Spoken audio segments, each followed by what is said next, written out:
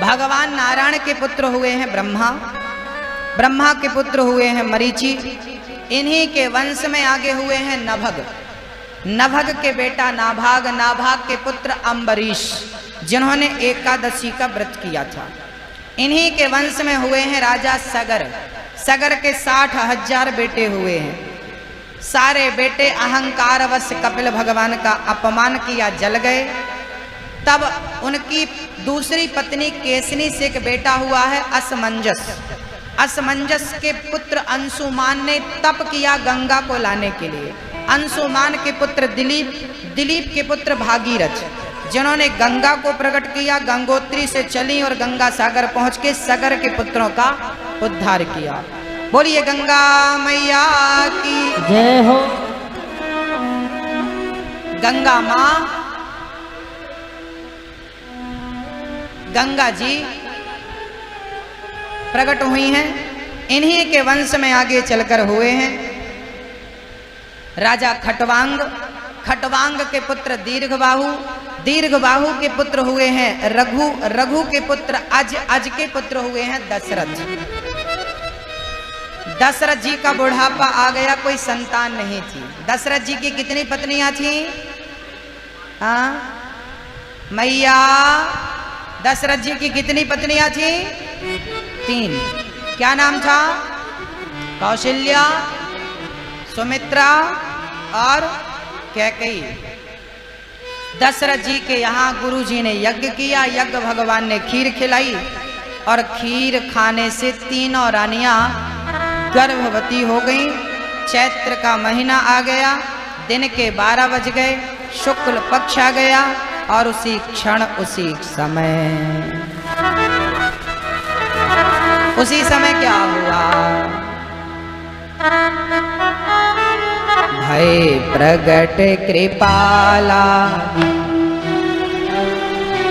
कौशल्या हितकारी, हर्षित महतारी मुनि मनहारी, अद्भुत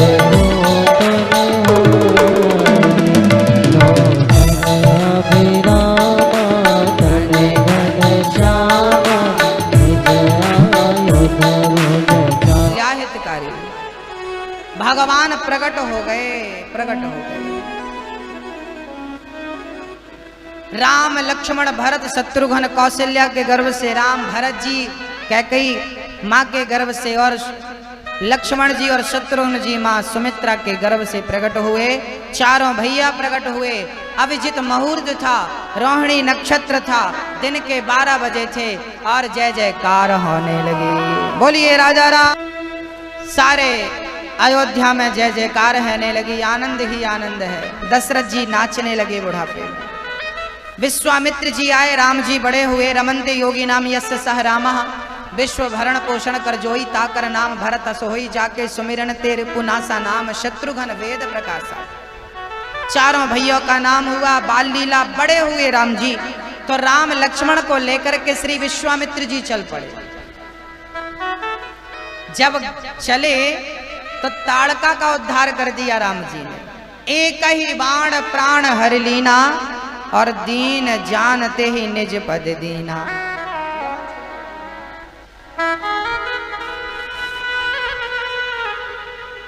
एक ही बाण।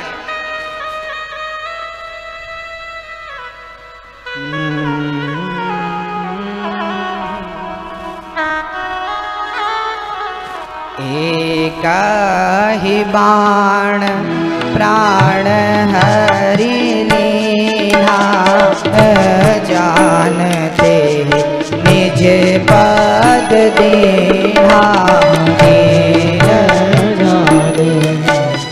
निज पद दीना। ताड़का को मारा राम जी ने।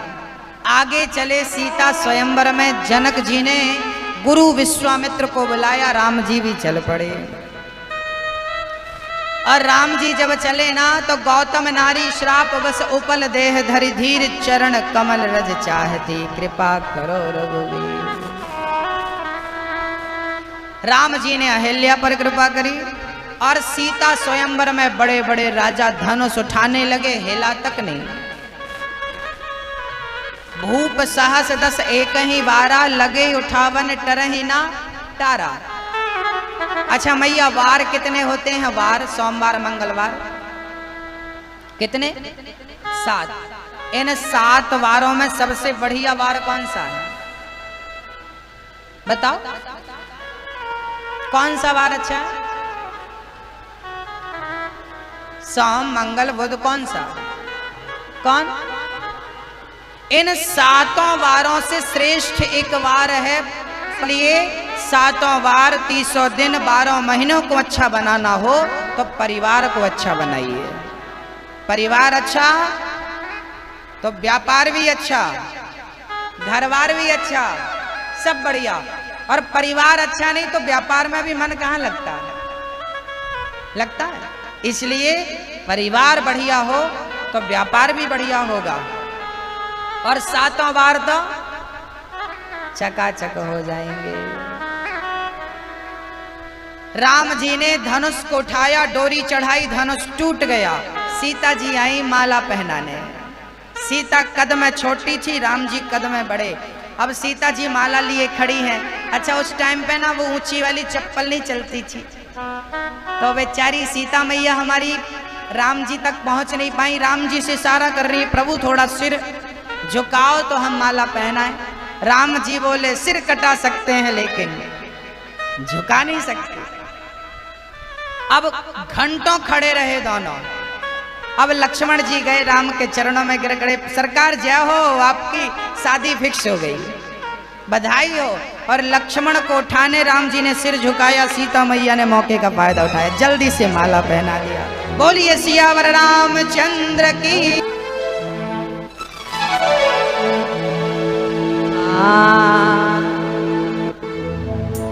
आज हम आपको राम जी कितने सुंदर हैं सुनाएंगे। एक भोजपुरी भजन है जो पूरे बिहार में बड़ा प्रसिद्ध है। राम के विवाह का चारों दुल्हा में बड़का कमाल सखिया। आज मिथिला नगरिया निहाल सखिया, आज मिथिला नगरिया निहाल सखिया। चारों दुल्हा में बड़का कमाल सखिया। चारों दुल्हों में राम जी तो कमाल के लग रहे हैं। श्यामल श्यामल गोरे गोरे जोड़िया जहान रे, अखियां न देखनी सुन ली है कान रे। गजब अद्भुत दर्शन है। राम जी राजा, सीता मैया जब विदा होकर गई तो राम जी सिंहासन पर बैठे हैं, सीता जी बैठी हैं, सारी दुनिया नमस्कार कर रही है। बोलिए सियावर रामचंद्र की जय हो। अब राम जी को राजा बनाने का सपना दशरथ जी ने देखा, पर मंथरा ने कान भर दिए कैकेयी के। मंथरा जैसी आज भी मिल जाएंगी आपको। मंथरा ने कान भर दिए और राम को वनवास। कितने साल का? 14। अच्छा राम जी को 14 साल का ही वनवास क्यों हुआ? 13 साल का दे देती कैकेयी मां, या 20 साल का, 14 साल का क्यों? 10 साल का भी तो बोल सकती थी, 18 साल का भी तो बोल सकती थी। 14 साल क्यों? क्योंकि राम जी ने कैकेयी मां से कहा था। एक बार क्या हुआ कि जब राम जी छोटे से थे ना, तब मां कैकेयी की दोनों आंखें भगवान ने मूंद ली।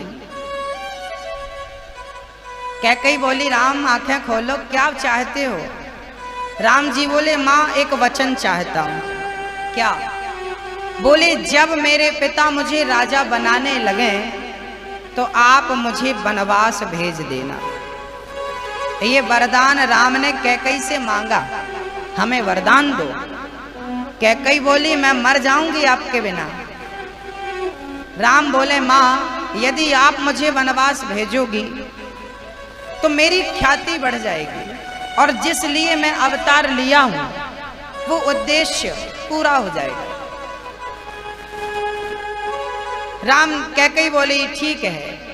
अपने दिल में पत्थर रख लिया कैकई ने और राम को वनवास 14 साल। क्यों?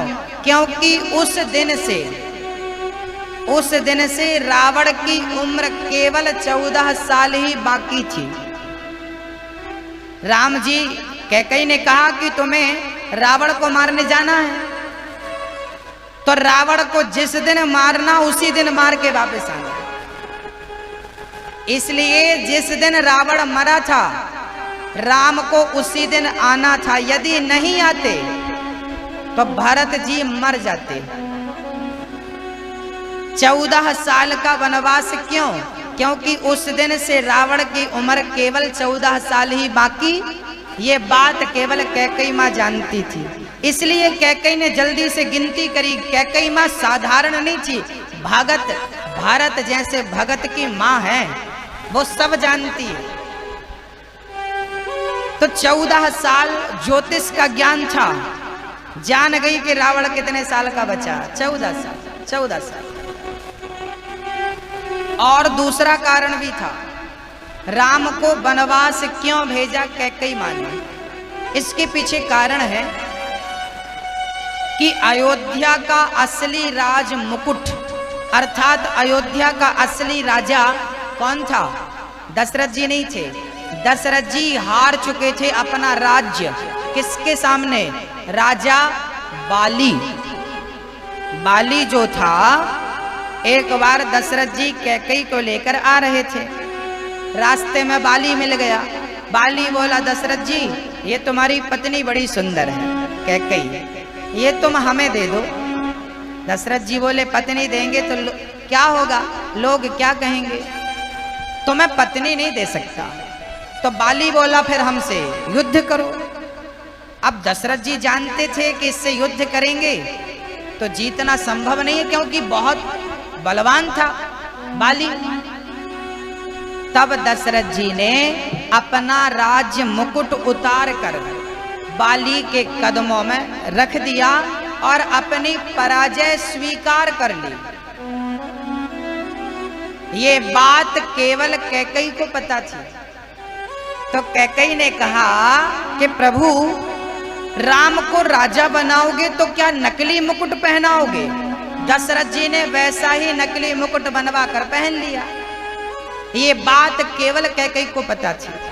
कैकई ने कहा कि क्या राम को नकली मुकुट पहनाओगे? ना, राम जाओ रावण को मार करके अपना असली जाओ बाली को मार कर अपना असली राज्य मुकुट लेकर आओ। तुम असली राजा बनना, नकली मुकुट पहनाना है तो मेरे भरत के सिर पर रख देना। इसलिए कैकई ने वनवास भेजा। चल पड़े राम जी। तमसा नदी के किनारे पहली रात्रि श्रृंगवेरपुर, दूसरी रात्रि फिर गंगा के किनारे पहुंचे हैं। केवट से नाव मांगी नाव ना केवट आना, कहाँ है तुम्हार मरम में जाना। राम जी ने केवट से कहा भैया केवट नाव लाओ, हमें पार जाना है। केवट बोला प्रभु यदि हम नाव लाएंगे तो हमारी नाव लकड़ी की है, आपके पांव को पत्थर में स्पर्श कराया था तो गौतम की नारी अहिल्या बन गई थी, पत्थर स्त्री बन गया और मेरी नाव में पांव रख दी और कहीं ये भी स्त्री बन गई तो मेरी घरवाली झगड़ा करेगी कि मैं तो थी दूसरी कहां से आ गई, तो आप तो मेरे घर पे झगड़ा करा दोगे। राम जी बोले ऐसी कोई बात नहीं। केवट बोला कि पहले मैं आपके चरणों को धुल लूं फिर पार लगाऊंगा। केवट ने जिद करी तो भगवान ने कहा धुल। केवट ने चरणों को धुला और राम को नाव पे बिठाया। अब नाव डगमग डगमग डोलने लगी, भंवर में फंस गई। राम जी बोले धीरे धीरे चल, मुझे डर लग रहा है। केवट बोला प्रभु डर लग रहा है तो आप मेरा हाथ पकड़ लो। कितना चतुर है केवट। केवट तुम क्यों नहीं पकड़ते राम का हाथ? केवट बोला यदि मैंने राम को पकड़ लिया तो मैं कभी भी छोड़ सकता हूं, पर राम ने जिसे पकड़ लिया राम कभी नहीं छोड़ेंगे, इसलिए आप मुझे पकड़ लीजिए। केवट उतर के खड़ा हो गया, नाव पार लग गई। सीता ने अंगूठी राम को दी, लो केवट को उतराई दे दो। केवट बोला प्रभु हम जात वालों से उतराई नहीं लेते। राम जी बोले हम कौन सी जात के हैं आपकी? आप केवट हो, हम क्षत्रिय हैं। केवट बोला ना प्रभु, व्यापार करने वाले व्यापारियों की एक ही जात होती है, उन्हें व्यापारी कहकर बुलाया जाता है। सोने का काम करने वालों की एक ही जाति होती है, वो किसी जात का हो सोनी कहकर बुलाते हैं। सराफा एक बाजार है, यहाँ जो भी सब सोनी है, भले वो पंडित हो बनिया हो कोई हो, सोनी। ऐसे आप भी पार लगाते हो, मैं भी पार लगाता हूँ, तो आप भी केवट हो, हम भी केवट हैं। फर्क इतना है कि मैं गंगा से पार लगाता हूँ, आप भवसागर से पार लगाते हो। बस इतना, मर कर के मैं आपके घाट आऊंगा, मुझे भवसागर से पार लगा देना। बस यही उतराई है। केवट राम जी आगे चले, पंचवटी पे गए हैं और चित्रकूट पे गए हैं, भरत जी मिलने आए, खड़ाऊ लेकर वापस गए और फिर भगवान पंचवटी गए। रावण ने सीता को चुराया, आगे बाली को मारा, सुग्रीव से मित्रता करी और रावण कुंभकर्ण मेघनाथ आदि दुष्टों का दमन किया। विभीषण को लंका का राजा बनाया। पुष्पक विमान पर चढ़ के सोना चांदी बरसा के भगवान अयोध्या आ गए। उसी रास्ते से आए जिस रास्ते से गए थे। राम जी वनवास से घर कब आए? जिस दिन रावण मरा। दीपावली क्यों मनाई जाती है बताओ? क्यों? लोग कहते हैं कि राम जी वनवास से आए 14 साल बाद रावण को मार के, इसलिए दीपावली मनाई जाती है। ये बात बिल्कुल गलत है। ये बात रामचरितमानस में लिखी है।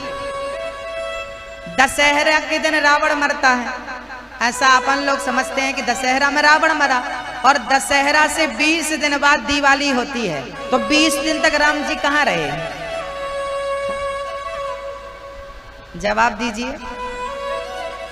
आने में समय नहीं लगा, पुष्पक विमान में आए थे, हेलीकॉप्टर में, वायु के वेग से चलता था, पैदल थोड़ी आए थे।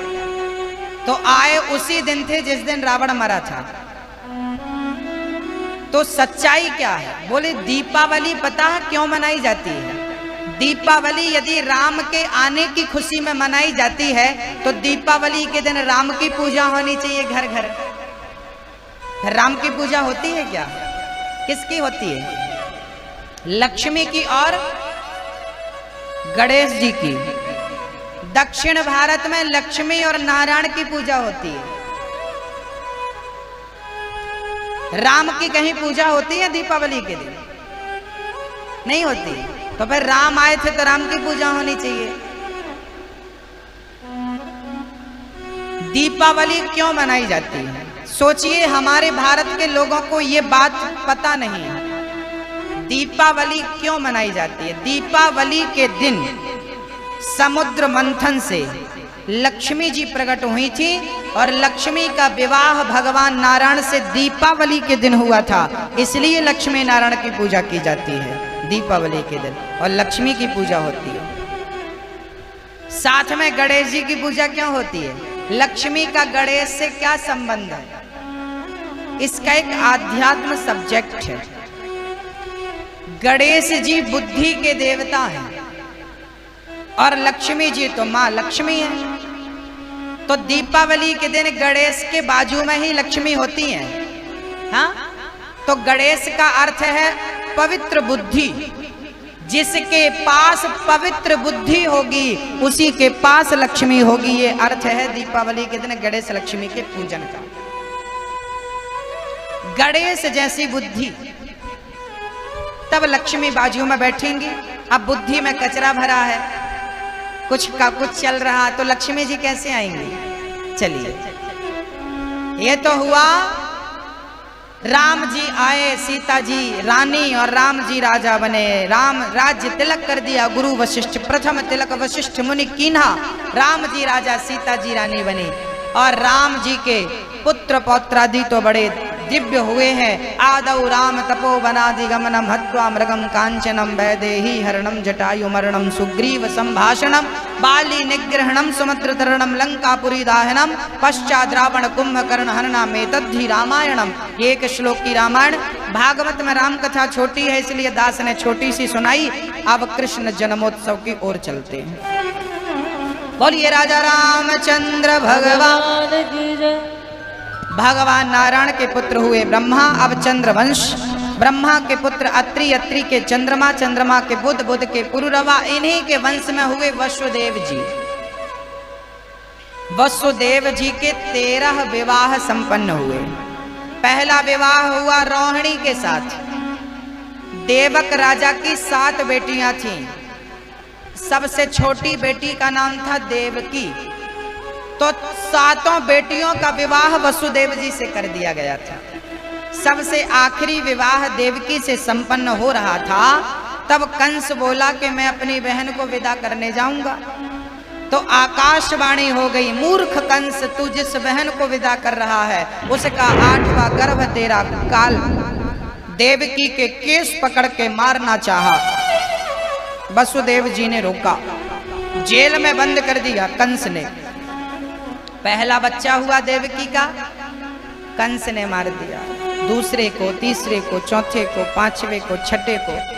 7वें गर्भ में लक्ष्मण जी आ गए बलराम बनकर, और भगवान ने देवकी के गर्भ से रोहिणी के गर्भ में डाल दिया। ये रोहिणी वसुदेव जी की ही पत्नी थी, सबसे पहली पत्नी।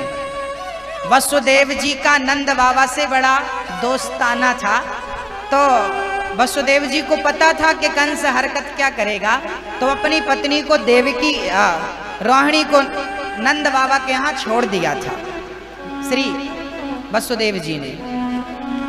अब वसुदेव जी के 7वें गर्भ में बलराम भैया प्रकट हुए और रोहिणी माँ बन गई। बोलिए बलदाऊ भैया की जय। 8वें गर्भ में श्री भगवान नारायण प्रकट हो गए। सारी देवी देवता पृथ्वी संत ब्राह्मण स्तुति करने लगे। प्रभु कंस का अत्याचार बढ़ गया है, आप आओ और पापी के पाप का नाश करो। तब भगवान बोले चिंता ना करो, भर गया है पाप घट पापी के अत्याचार से। इन पापियों का विनाश होगा मेरे कृष्ण अवतार से। प्रकट हो गए भगवान। भादों का महीना, कृष्ण पक्ष, अष्टमी तिथि, रात्रि के 12 बजे शंख चक्र गदा पद्म